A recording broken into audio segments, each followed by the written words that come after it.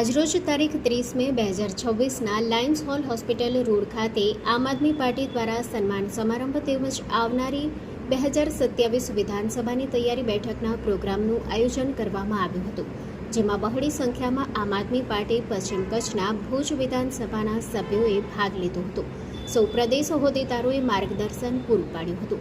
કિરીટસિંહ રાણા પ્રભારી કચ્છ લોકસભા, ડોક્ટર કાયનાત અંસારી આથા ઉપપ્રમુખ ગુજરાત પ્રદેશ, જુજારદાનભાઈ ગઢવી જિલ્લા પ્રમુખ પશ્ચિમ કચ્છ, પરિષદ બિજલાની જિલ્લા સંગઠન મંત્રી ડોક્ટર નિખલ વૈદ્ય પ્રભારી કચ્છ, ગોવિંદભાઈ મારવાડા ઉપપ્રમુખ કચ્છ જિલ્લા પશ્ચિમ કચ્છ, વિજયભાઈ ગોસ્વામી ભુજ શહેર પ્રમુખ, હરિભાઈ ચાંગા ભુજ તાલુકા પ્રમુખ, ખલીફા મોહમ્મદ હુસેન તાલુકા મહામંત્રી, એડવોકેટ મનોજ પંડિત પ્રભારી કચ્છ. પ્રોગ્રામ સંચાલન એડવોકેટ રાજીવ લોંજા, પ્રવક્તા પશ્ચિમ કચ્છ જિલ્લા. જનમિત્ર ન્યૂઝ ભુજ સતત आपके साथ है. जी मैंने आपका नाम परिचय, आपका नाम और परिचय. नमस्कार, मैं डॉक्टर कायनात अंसारी आथा, उप प्रमुख गुजरात प्रदेश आम आदमी पार्टी. आज जो कार्यक्रम किया है, मीटिंग की, उसके बारे में क्या कहेंगे? आज जो स्थानिक स्वराज की चुनाव हुई और उसमें जो हमारे जो कैंडिडेट्स थे वो जिस हिम्मत से लड़े, प्रशासन के सामने, पुलिस के सामने, हर तरह का दमन उन पर हो रहा था, फिर भी वो इतनी मजबूती से खड़े रहे तो उनका सम्मान बनता है और पार्टी उनका आज सम्मान कर रही है. दूसरी बात, आपके साथ एक अच्छी खबर एक शेयर करना चाहती हूँ कि पंजाब में जो स्थानिक स्वराज की चुनाव हुई उसमें जिस तरह से आम आदमी पार्टी को जन समर्थन मिला है और लोगों ने काम की राजनीति को पसंद किया है, उस जहाँ पर भाजपा की ज़मानत तक जब्त हो गई है, ऐसा जो परिणाम आया है, मुझे लगता है कि उससे गुजरात के लोग भी अब प्रेरित होंगे और आम आदमी पार्टी को और काम की राजनीति को एक मौका देंगे.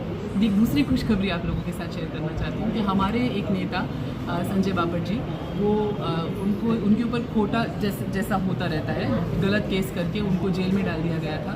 आज उनको बेल मिल गई है और हमें न्याय प्रणाली पर पूर्ण विश्वास है कि बहुत जल्द ये बात सामने आ जाएगी कि जो केस उनके ऊपर किया गया था वो गलत था और हम इसका भी एक बार फिर से आप लोगों के साथ न्यूज़ शेयर करेंगे कि किस तरह से भाजपा हमारे नेताओं को इतना डरती है कि हमारे नेताओं को बार बार अंदर कर देती है.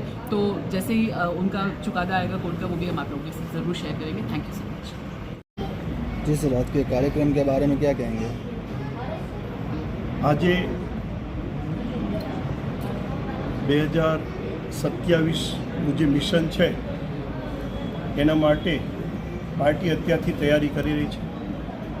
गत तालुका पंचायत, जिला पंचायत में जे भाजपनी तानाशाही, गुंडागिरी, दादागिरी અને જે તંત્રનો ઉપયોગ કરી જે ચૂંટણી લડ્યું છે એની સામે જે અમારા ઉમેદવારો જે તાકાતથી લડ્યા છે એનો સન્માન સમારંભનો પણ પ્રોગ્રામ રાખ્યો છે. મિત્રો, આ ભાજપ જે રીતે શાસન કરી રહી છે એ એક તંત્રને હાથો બનાવી અને જે ચૂંટણી લડતું હતું, આ લોકો જે ભય, ભૂખ અને ભ્રષ્ટાચારની જે બે મોઢાની વાતો કરતા હતા, ભય પણ એમને ફેલાવ્યો છે, ભ્રષ્ટાચાર પણ એમને કર્યો છે અને બેરોજગારી જે આ કોકરોચ પાર્ટી જે અત્યારે બની રહી છે એ ભાજપનું જ એક દૂષણ થઈ ગયું છે. કારણ કે ભાજપે જે રીતે શાસન કર્યું, જે બેરોજગારી જે છે અને જે યુવાનોનું જે અપમાન કર્યું છે એમાંથી જ આ કોકરોચ પાર્ટીનો જે જન્મ થયો છે. એટલે મિત્રો, બેરોજગારી અત્યારે એટલી બધી વધી ગઈ છે કે લોકો ડ્રગના રવાડે ચડી ગયા, યુવાનો. એટલે મિત્રો, 2027 માટે અમે અત્યારથી તૈયારી કરી રહ્યા છીએ. પંજાબની અંદર ત્યાં તમે જુઓ કે ત્યાં બેલેટ પેપરથી ચૂંટણી થઈ છે. આજે તમામ પક્ષો લડતા હતા. ભાજપની ખૂબ જ ખરાબ ભૂંડી હાર થઈ છે. આમ આદમી પાર્ટી 1200માંથી 840 જેવી સીટ જીત્યું છે, જે બતાવે છે કે લોકોએ આમ આદમી પાર્ટીને વિકલ્પ તરીકે, ભાજપને હરાવવાના વિકલ્પ તરીકે સ્વીકાર્યો છે. મિત્રો, અમે એને ગામડે ગામડે લઈ જવાના છીએ.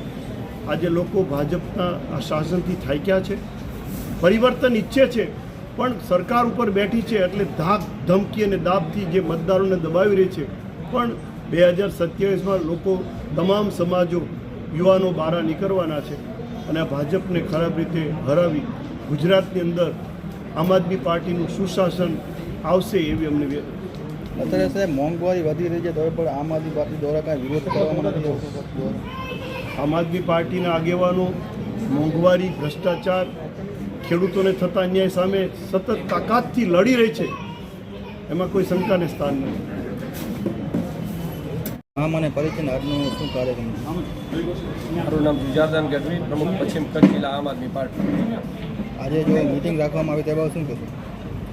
આજે જે સ્થાનિક સ્વરાજ્યની ચૂંટણી થઈ અને એમાં જે અમારા યોદ્ધાઓ ચૂંટણી લડ્યા, આજે તાનાશાહીની વિરુદ્ધ અમે જે ચૂંટણી લડ્યા એમનો માન સન્માન રાખવા માટે તેમજ અમારા પ્રદેશથી જે નવનિયુક્ત હોદ્દેદારો છે એમના સન્માન માટે કરી અને અમે આજે ભુજ ખાતે કાર્યક્રમ રાખવામાં આવ્યો છે.